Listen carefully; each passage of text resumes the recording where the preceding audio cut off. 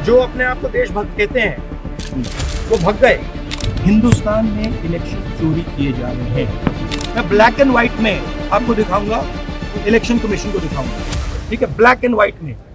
प्रधानमंत्री नरेंद्र मोदी विदेश यात्रा पर चले गए और राहुल गांधी आज जब संसद में पहुंचे तो जबरदस्त तरीके से सरकार पर पलटवार किया। राहुल गांधी ने कहा कि जो अपने आप को देशभक्त कहते थे वो भाग गए हैं। हिंदुस्तान में आज सच्चाई यह है कि इलेक्शन चोरी किए जा रहे हैं और उन्होंने यहां तक कह दिया कि कर्नाटक जहां पर उनकी सरकार बनी है वहां पर किस तरीके से इन्होंने भयंकर गड़बड़ी की है, भयंकर गड़बड़ी। और फिर उसके बाद में उन्होंने कहा कि ब्लैक एंड व्हाइट में लिख करके रखिए, ब्लैक एंड व्हाइट में पूरे देश को दिखाऊंगा। दोस्तों, राहुल गांधी की राजनीति अगर आप देखें तो ये बात सही है कि 2004 से लेकर के और आज 2025 तक उनकी राजनीति के शुरुआत में ये कहा जाता था कि वो बहुत अच्छे वक्ता नहीं है, अपनी बात को बहुत अच्छे ढंग से लोगों के बीच में नहीं रख पाते हैं, या वो जो कहना चाहते हैं उस बात को उसी अंदाज में लोगों के बीच में नहीं उतार पाते हैं। लेकिन ये बात भी सही है कि राहुल गांधी ने जब जब जो जो कहा उस पर वो अटल रहे, उस पर वो खड़े रहे और आखिरकार देश ने देखा कि हां, राहुल गांधी उस वक्त में वो बात सही कह रहे थे। तो क्या Rahul Gandhi black and white में एक बहुत बड़ी चोरी वो देश के सामने रखने वाले हैं? ब्लैक एंड व्हाइट का मतलब यह है कि बिल्कुल तार तार करके, बिल्कुल एकदम रेसा रेसा करके जो है वो उस पूरी चीज को खुलासे के साथ में देश के सामने रखेंगे। और अगर कुछ ऐसा सच में राहुल गांधी के हाथ में लगा है तो फिर देश की राजनीति में भूचाल आना तय है, मान करके चलिए आप। राहुल गांधी आज जिस तरीके से पलटवार कर रहे थे, उन्होंने दो मुद्दे आज चुने। संसद में बोलने का मौका नहीं मिल रहा है, संसद वही हो रहा है, पहले 12 बजे तक के लिए स्थगित, फिर 2 बजे तक के लिए स्थगित, फिर 4 बजे और अगले दिन के लिए, यही हो रहा है संसद में। संसद का तीसरा दिन आज, और तीसरे दिन पता नहीं क्या हो रहा है। पहले दिन इस्तीफा हो गया जगदीप धनखड़ का, दूसरा दिन इस्तीफा क्यों हुआ इसी बात में बीत गया, और आज तीसरा दिन फिर से वही हंगामे की भेंट चढ़ गया। और उसके बाद में पूरा विपक्ष संसद के बाहर नजर आया, काले कपड़े पहन करके सारे विपक्षी नेता आज साथ में नजर आए। राहुल गांधी ने क्या कहा, एक एक करके सिलसिलेवार तरीके में कुछ देर में मैं आपको बताने वाला हूं। लेकिन सबसे पहले यह तस्वीर देखिए आप, किस तरीके से पूरा विपक्ष एक साथ संसद के बाहर नारे लगाते हुए नजर आया।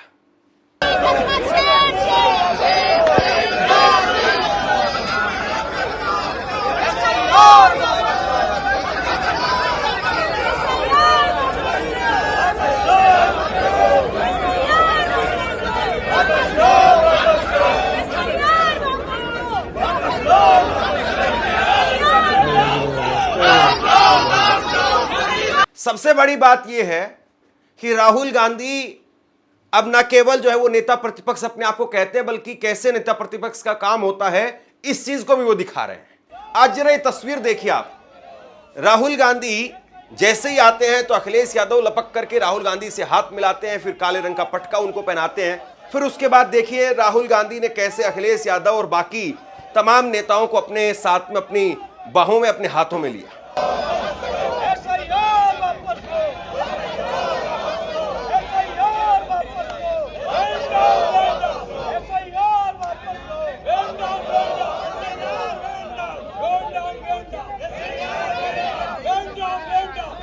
दरअसल विपक्ष के नेता एसआईआर को लेकर के, बिहार में जो वोटर रिवीजन की लिस्ट का मामला है उसको लेकर के संसद के अंदर चर्चा चाहते हैं, लेकिन संसद में चर्चा नहीं हो रही।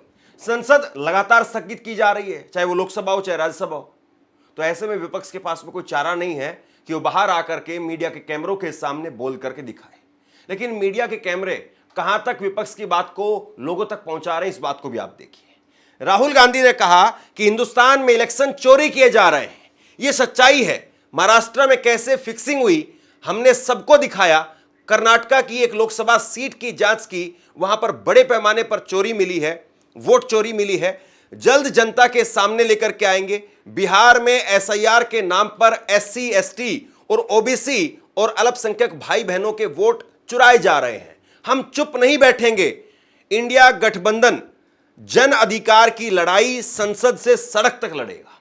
मतलब एक तरीके से आज विपक्ष के नेताओं का ये एक ऐलान था कि ठीक है, आप संसद में बोलने नहीं दे रहे हो, और कहीं ना कहीं ये मैसेज भी दिया गया कि देखिए भाई, हम साथ में हैं। आप ये मत मान करके चलिए कि इंडिया गठबंधन था वो 2024 के चुनाव के लिए था, चुनाव खत्म हो गया, साल खत्म हो गया, बात खत्म हो गई।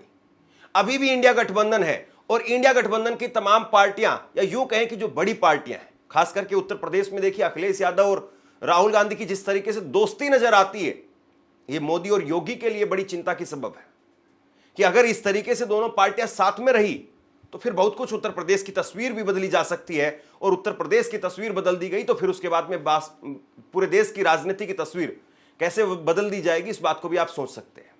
तो राहुल गांधी, उन्होंने सिलसिलेवार तरीके से क्या कहा, जरा सुनिए। उन्होंने कहा कि ये सिर्फ बात बिहार की नहीं है, महाराष्ट्र में भी इन्होंने चीटिंग की है। हमने चुनाव आयोग से वोटर लिस्ट मांगी, वीडियो मांगे, लेकिन इन्होंने हमें नहीं दिया।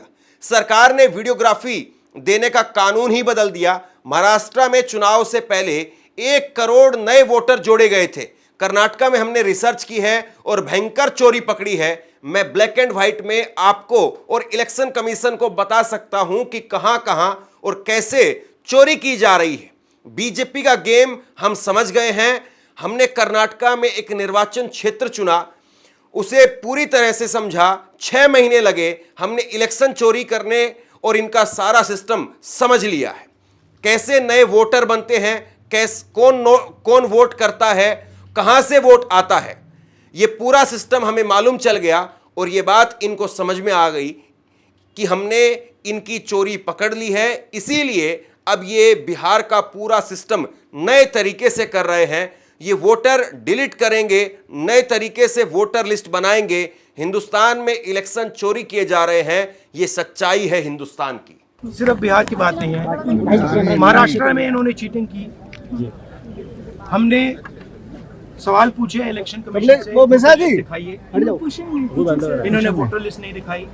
हमने कहा कि वीडियोग्राफी दिखा दीजिए, वीडियोग्राफी का कानून बदल दिया।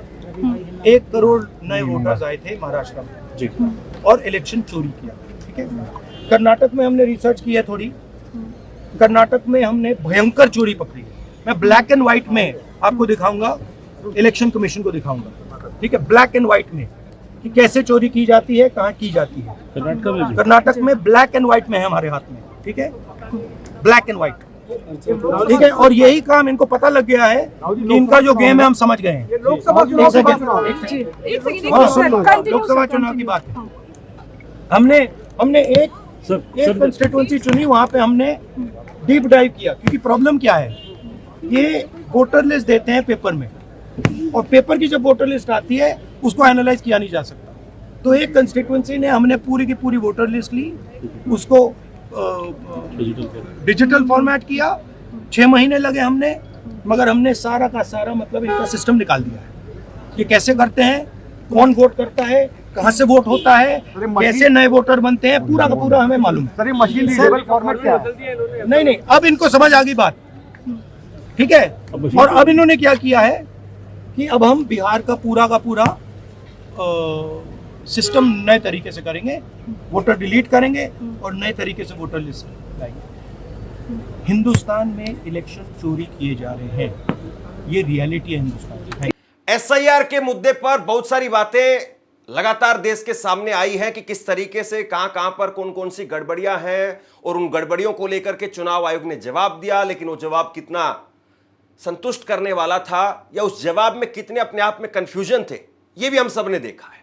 लेकिन इसमें एक ही सवाल निकल करके सामने आ रहा था कि अगर वाकई कुछ गड़बड़ की जा रही है, कुछ ऐसा है जो विपक्ष के नेताओं को स्वीकार नहीं है, तो क्या सिर्फ ये ट्विटर तक या प्रेस कॉन्फ्रेंस करके अपनी बात कहने तक सीमित रह जाएंगे, या जमीन पर उतर करके कुछ ताकत के साथ में इस चीज को बदलेंगे भी?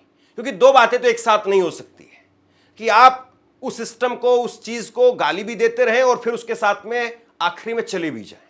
या तो सिस्टम को आप ठीक कीजिए, ठीक करवाइए, या उस सिस्टम पर सवाल आप जो उठा रहे हैं उन सवालों को भी आप बताइए कि कहां तक उन सवालों का जवाब मिला। तो राहुल गांधी वो बिहार चुनाव को लेकर के अपनी बात जो है वो मजबूती से रखते हुए नजर आ रहे हैं कि बिहार में जो कुछ हो रहा है उसको स्वीकार नहीं करेंगे और ये बिहार से एक नई शुरुआत ये लोग कर रहे हैं।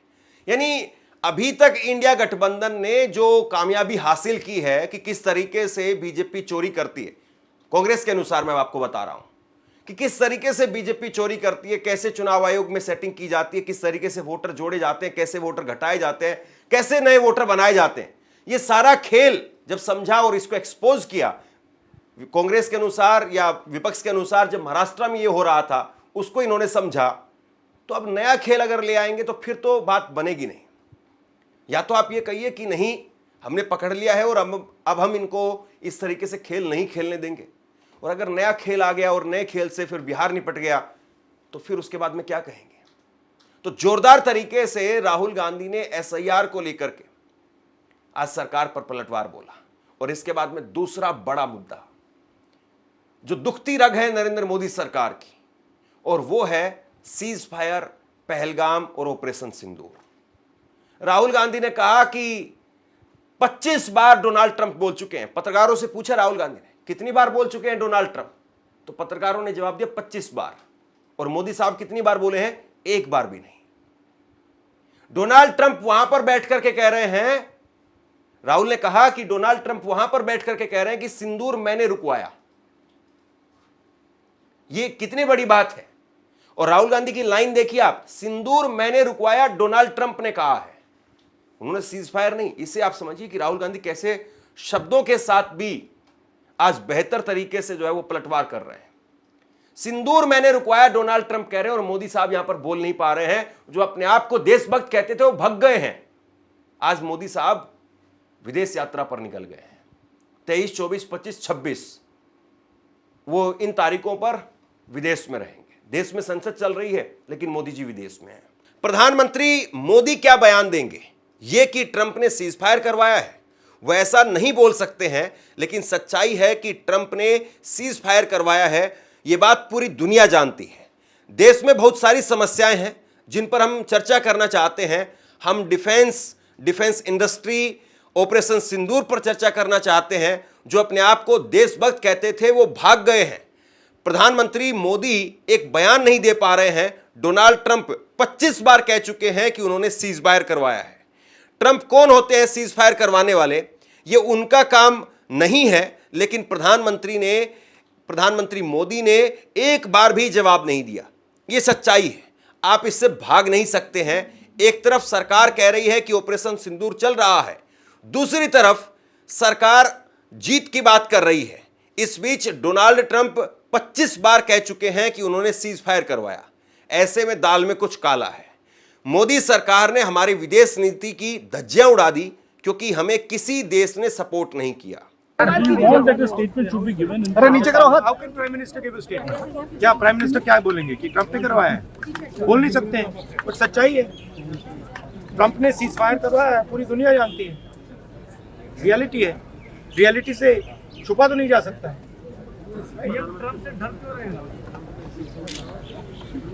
सर एसआईआर पर गोलपोस्ट चेंज भी बांध दिया सर आपने। और ये सिर्फ सीज फायर की बात नहीं है जी, बहुत बड़े प्रॉब्लम्स हैं जो हम डिस्कस करना चाहते हैं। डिफेंस के प्रॉब्लम्स हैं, डिफेंस इंडस्ट्री के प्रॉब्लम्स हैं, ऑपरेशन सिंदूर के प्रॉब्लम्स हैं। हालात अच्छी नहीं है, पूरा देश जानता है। जो अपने आप को देशभक्त कहते हैं वो भग गए,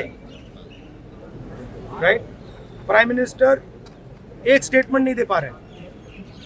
ट्रंप ने कितनी बार बोला है? 25 बार बोला है। ट्रंप ने 25 बार बोला है कि मैंने सीज फायर करवाया। ट्रंप कौन होता है सीज फायर करना? उसका काम थोड़ी है। मगर प्रधानमंत्री ने एक बार जवाब नहीं दिया। सच्चाई है, छुप नहीं सकते। लोकसभा में नहीं आ रहे हैं। देखो कैमरे से हाथ हटाओ थोड़ा, ऊपर नहीं हो रहा कैमरा। एक्सेप्ट किया है, पता भाई नहीं साहब, कब करेंगे। थोड़ा कैमरे से उन्होंने कहा है कि प्राइम मिनिस्टर के वापस आने से करेंगे। हाथ नीचे स्पॉट डिस्कशन होगा। और आप लोगों की जो डिमांड थी कि पीएम ही जवाब दे, तो उस पर क्या देंगे? लगता है बट पीएम का जवाब तो चल रहा है ना, ऑनगोइंग जवाब है। आप कह रहे हो कि ऑपरेशन सिंदूर ऑनगोइंग है और फिर आप कह रहे हो विक्ट्री हो गई, या विक्ट्री हो गई या सिंदूर ऑनगोइंग है। और दूसरी साइड से ट्रम्प कह रहा है कि भैया सिंदूर को मैंने बंद किया, सिंदूर को मैंने बंद किया, 25 बार बोला है। तो कुछ ना कुछ तो दाल में काला है ना। सर फॉरेन पॉलिसी सर, आपको नहीं 52 लगता लाख कि वोट्स कट गए सर। फॉरेन पॉलिसी आपको नहीं लगता सर, क्योंकि हमारे यहाँ जब हम ये बात पूरे वर्ल्ड पे रखने गए, फोरम पे गए, कई जो देश है उनको गिनती पे गिना जा सकता है जो हमारे साथ आए, लेकिन नहीं, ज्यादातर गिनती पे भी नहीं गिना जा सकता। किसने सपोर्ट किया? जी किसी ने भी हमारी फॉरेन पॉलिसी की इन्होंने धज्जियां उड़ा दी है, किसी ने हमें सपोर्ट नहीं किया, किसी ने नहीं किया। सवाल इस बात का है कि राहुल गांधी जिस तरीके से सरकार पर हमलावर है, 4 दिन बाद में जब नरेंद्र मोदी आएंगे, जब वो संसद में जाएंगे और जब संसद में कम से कम इस बात को लेकर के चर्चा होगी, 16 घंटे का समय जरूर तय किया गया है पहलगाम को लेकर के, ऑपरेशन सिंदूर को लेकर के, लेकिन ये चर्चा कब होगी तारीख नहीं तय की गई है। हालांकि ये मंदिर वाला मामला नहीं है कि मंदिर वही बनाएंगे तारीख नहीं बताएंगे, तारीख जो है वो सरकार नहीं बता रही है। मतलब वो तारीख जो है वो तय होगी जब सरकार की तरफ से और विपक्ष की तरफ से बैठ करके इस पर जो है वो बात की जाएगी। लेकिन कम से कम सरकार बैठे बात करे तब तो। सरकार के मुखिया यानी प्रधानमंत्री वो इस वक्त में विदेश में है, और जब 16 घंटे की चर्चा होगी तो राहुल गांधी जब संसद में बैठेंगे तो मोदी जी उनके सामने होंगे या नहीं होंगे, ये भी अपने आप में बड़ा सवाल है। और फिर अगर मोदी जी सामने होंगे तो सोचिए भाजपा के नेता कैसे उस वक्त में हंगामा कर रहे होंगे, किस तरीके से उबल रहे होंगे, और प्रधानमंत्री नरेंद्र मोदी कैसे जवाब देंगे।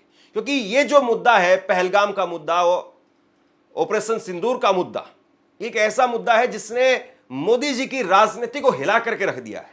जो मोदी जी की राजनीति है, सेना की, राष्ट्रवाद की, इन सब चीजों की, वो पूरी तरह से ऐसा लगता है कि बिखर सी गई है। और देश में तकरीबन आप ये कह सकते हैं कि एक बहुत बड़ा तबका है जो सीज फायर से खुश नहीं था। वो ये चाहता था कि पीओके को वापस लिया जाए या कोई निर्णायक जो है वो मोड़ पर ये जंग जरूर पहुंचे, लेकिन उससे पहले ही सीज फायर हो गया। और दूसरी तरफ एसआईआर को लेकर के, और एसआईआर को लेकर के जब राहुल गांधी बोलेंगे तो फिर उसमें कितने कट लगेंगे, क्योंकि मामला ये अडानी अंबानी का नहीं है, मामला सीधा देश को समझ में आ रहा है कि है क्या। क्योंकि अंबानी अडानी का मुद्दा बहुत बार लोग खारिज कर देते थे कि अंबानी अडानी से अपने को क्या मतलब है। हालांकि जो भी कुछ होता है देश में, अंबानी अडानी इस वक्त में बहुत इतने बड़े आदमी हो गए हैं कि वो जो भी कुछ करते हैं, अगर पत्ता भी हिलाते तो पूरे देश पर असर पड़ता है। लेकिन कम से कम ये जरूर लोगों को समझ में आ रहा है कि ऑपरेशन सिंदूर, पहलगाम, इसमें कुछ न कुछ तो ऐसा है जो लोगों को ठीक नहीं लगा। अब देखना यह है कि जब चर्चा होगी तो किस तरीके से प्रधानमंत्री राहुल गांधी का जवाब दे पाएंगे। आप क्या सोचते हैं नीचे कमेंट बॉक्स में लिख करके जरूर बताइए। इस खबर को शेयर कीजिए। धन्यवाद।